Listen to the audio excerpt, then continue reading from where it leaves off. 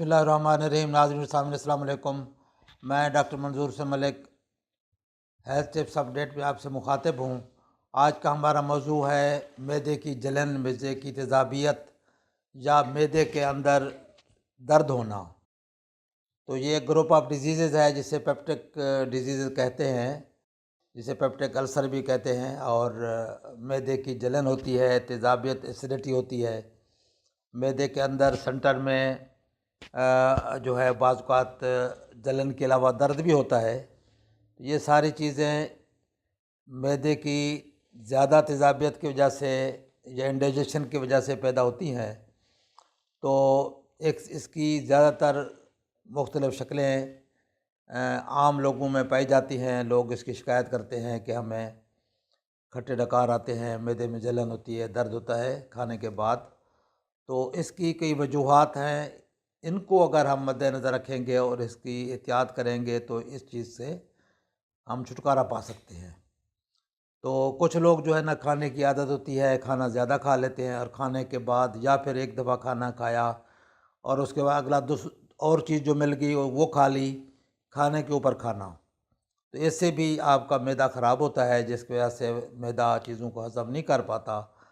तो ज़ाहिर है उससे फिर मैदे की जलन भी होगी, खट्टे डकार भी आएंगे और रिफ्लक्स भी होगा। तो ये सारी चीज़ें आपको पेश आएंगी। लिहाजा अगर आप कम मिकदार में खाएं और टाइमिंग मुकर्रर पे खाएं तो आपको ये मसला कम होगा और ये शिकायत कम हो जाएगी। उसके अलावा जब खाना आप खाते हैं तो खाना आराम आराम से खाएं, चबा कर खाएं, ताकि आपका जो खाना आप खा रहे हैं उसको एंजॉय करें, बजाय इसके कि जल्दी में खाएं और चीज़ों को चबा कर भी ना खाएं। तो उससे फिर वो दांतों का काम मैदे को करना पड़ता है, जिससे फिर ये मैदे का दर्द और तेज़ाबियत वगैरह की वजूहत बनती है। इसके अलावा ख़ुराक में आप चर्बी की मकदार, घी की मकदार, तेल की मकदार ज़्यादा ना करें। जितना आपके खाने में तेल या घी ज़्यादा होगा, उतना ही ज़्यादा आपका जो निज़ाम है ख़राब होगा, क्योंकि फ़ैट्स जो है, चर्बी जो है, वो जल्दी हज़म नहीं होती और देर से हज़म होती है। और उसके बाद अगर आपने एक खाने के बाद ऊपर दूसरा खाना खा लिया है तो वो फिर आपको एसिड रिफ्लक्स की सूरत में मैदा उछलता रहेगा और आपको तेज़ाबियत भी होती रहेगी और खट्टे डकार भी आते रहेंगे और ये मसला आपको चलता रहेगा। इसके अलावा कुछ चीज़ें हैं जिसमें तेज़ाब की मकदार ज़्यादा होती है। मसलन सिट्रस फ्रूट्स है और लेमन है, नींबू वगैरह। तो इसमें अगर हम ज़्यादा मकदार में खाते हैं या सलाद में ज़्यादा इस्तेमाल करते हैं तो कुछ लोगों को ये तेज़ाबियत का बायस बन सकता है। इसके अलावा जो ये बेवरेजेस का इस्तेमाल है, बोतलों का इस्तेमाल, आप पेप्सी, कोका कोला, इस तरह की जो आप बोतलें पीते हैं, इससे भी ज़्यादा इस्तेमाल करने से आपके तेज़ाबियत का बायस बन सकता है, मैदा ख़राब हो सकता है और आपको खट्टे डकार और ये सारे मसाइल पैदा हो सकते हैं।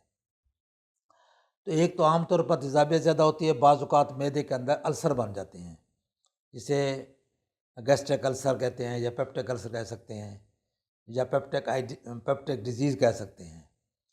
तो ये भी इसी तेज़ाबियत के बढ़ने से है, जब आपका मैदा ज़्यादा ख़राब होता है और बार बार आप उसको कंट्रोल नहीं करते और इन चीज़ों का इस्तेमाल ज़्यादा करते हैं, तो उससे भी फिर आपका ये सिस्टम जो है ना, ज़्यादा होकर और अल्टीमेटली आपके मैदे के अंदर ज़ख़म बन जाते हैं।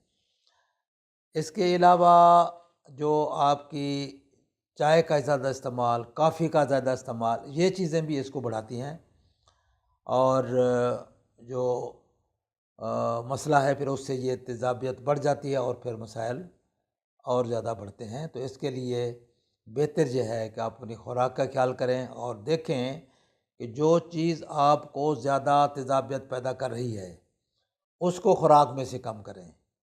तेल की तली हुई चीज़ें ना खाएं, लाल मिर्च का इस्तेमाल ख़त्म कर दें या कम कर लें, और तेल की तली हुई चीज़ें ख़ास तौर पर ज़्यादा इस्तेमाल ना करें।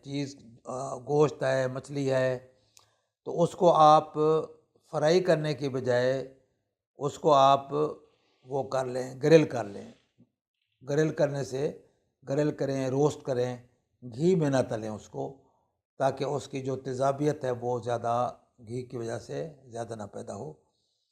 تو اس چیزوں سے اگر آپ پرہیز کریں گے اور خوراک کا خیال کریں گے، ٹائمنگ پہ کھائیں گے، تھوڑا کھائیں گے تو اچھا. دودھ کا استعمال بھی اس میں تھوڑا فائدہ دیتا ہے. اور اس کے علاوہ اگر آپ یعنی چیزوں کو، چائے کا استعمال کم کرتے ہیں اور کافی کا استعمال کم کرتے ہیں تو اس سے بھی آپ کو کافی بہتری آ سکتی ہے. اگر اس کے باوجود بھی آپ کو یہ مسئلہ کافی عرصے سے چل رہا ہے اور ٹھیک نہیں ہو رہا، تو پھر آپ اپنے ڈاکٹر کو دکھائیں، کیونکہ ہو سکتا ہے کہ آپ کے معدے کے اندر کوئی زخم بن رہا ہو یا بن چکا ہو.